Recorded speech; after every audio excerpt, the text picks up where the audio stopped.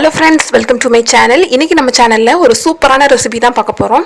பாலக்கீரை பார்த்திங்கன்னா பருப்பு கூட செஞ்சு குழம்பு அப்புறம் கூட்டு இப்படிலாம் சாப்பிட்ருப்பீங்க. ஸோ இன்றைக்கி வந்து நம்ம பாலக்கீரை முட்டை வச்சு நம்ம பொரியல் பண்ண போகிறோம். ஆல்ரெடி பார்த்திங்கன்னா பாலக்கீரை ரொம்ப ஹெல்த்தியான ஒரு கீரை. அதே டைமில் முட்டையும் பார்த்திங்கன்னா நமக்கு ரொம்ப உடம்புக்கு சத்து கொடுக்கக்கூடியது தான். ஸோ இது ரெண்டையும் சேர்த்து சூப்பராக ஒரு பொரியல் பண்ண போகிறோம். பாலக்கீரை சாப்பிடாத குழந்தைங்க கூட இதை கண்டிப்பாக முட்டை இருக்கனால விரும்பி சாப்பிடுவாங்க.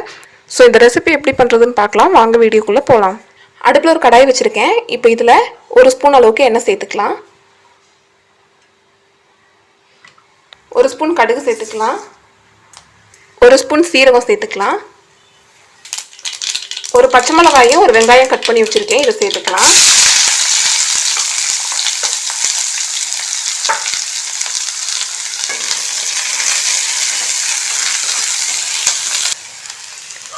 வெங்காயம் பார்த்திங்கன்னா நல்லா வதங்கிருச்சு. பாலக்கீரை பார்த்திங்கன்னா இந்த மாதிரி நல்லா கழுவிட்டு அரிஞ்சு வச்சுருக்கேன். எந்த கீரை கழுவும் போதும் சரி, நீங்கள் கொஞ்சமாக கல்லுப்பும் மஞ்சள் தூளும் போட்டு கழுவிக்கங்க. அப்போ தான் பார்த்திங்கன்னா அதில் ஏதாவது கிருமி இருந்தாலோ இல்லை இவங்க கீரையை வந்து உற்பத்தி பண்ணும்போது பூச்சி மருந்து அந்த மாதிரிலாம் இது வந்து சீக்கிரமாக வளர்கிறதுக்கு மருந்து அந்த மாதிரிலாம் சேர்த்துருப்பாங்க, அதோட எஃபெக்ட் எல்லாம் குறையும். ஸோ இப்போ வந்து நம்ம இந்த கீரை இதில் சேர்த்துக்கலாம். வெங்காயம் நல்லா வதங்கின பின்னாடி சேர்த்துக்கோங்க.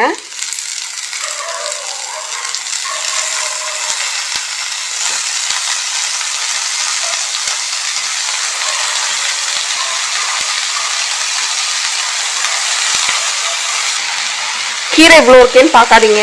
இதை நம்ம ஃபுல்லாக வதக்கி எடுக்கும்போது இதுலேருந்து தண்ணியெல்லாம் வெளியே வந்துருச்சுன்னா கீரை பார்த்திங்கன்னா கொஞ்சமாக தான் இருக்கும்.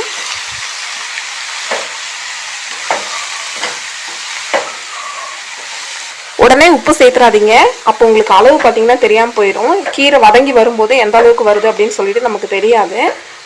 ஸோ ஒரு தடவை இப்படி நல்லா வதக்கி விட்டுட்டு அதுக்கப்புறமா நம்ம உப்பு சேர்த்துக்கலாம்.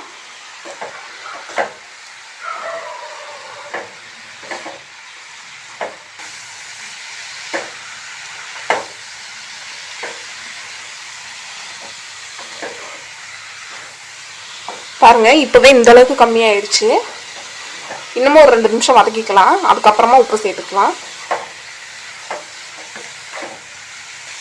உங்களுக்கு பாருங்க எந்த அளவுக்கு தண்ணி இந்த கீரையிலேருந்து வெளியே வந்திருக்குதுன்னு. தண்ணி எதுவும் சேர்க்க வேண்டாம். இந்த தண்ணி பார்த்தீங்கன்னா சுண்டி வந்தாலே போதும். கீரை பார்த்தீங்கன்னா நமக்கு சூப்பராக வெந்து வந்துடும். இந்த நேரத்தில் நம்ம உப்பு சேர்த்துக்கலாம். நான் கல் உப்பு தான் சேர்க்குறேன், நீங்கள் தூள் உப்பு சேர்க்குறதா இருந்தால் கூட சேர்த்துக்கோங்க. உப்பு சேர்த்த பின்னாடி பார்த்தீங்கன்னா கீரை வந்து இன்னும் கொஞ்சம் ஸ்பீடாகவே வதங்க ஆரம்பிச்சிடும்.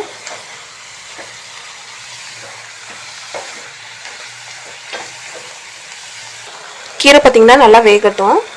இதில் 1/2 டீஸ்பூன் மஞ்சள் தூள் சேர்த்துக்கலாம். சேர்த்து மிக்ஸ் பண்ணி விட்டுக்கலாம்.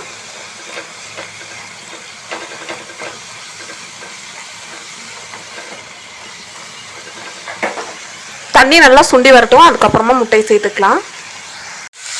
கீரை பார்த்திங்கன்னா இந்த அளவுக்கு ட்ரை ஆகி வந்துருச்சு. இப்போ இந்த நேரத்தில் நம்ம இதில் முட்டை சேர்த்துக்கலாம்.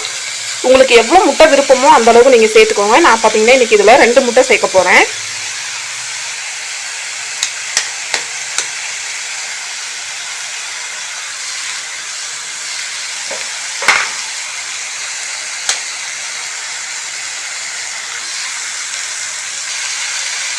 இதில் 1/2 ஸ்பூன் மிளகாத்தூள் சேர்த்துக்கலாம்.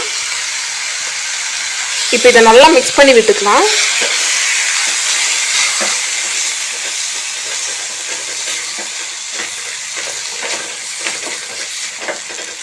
இது வழவழன்னு வரக்கூடாதுங்கிறதுக்காக நம்ம சிம்மில் வச்சு நல்லா ஃப்ரை பண்ணி எடுத்துக்கலாம்.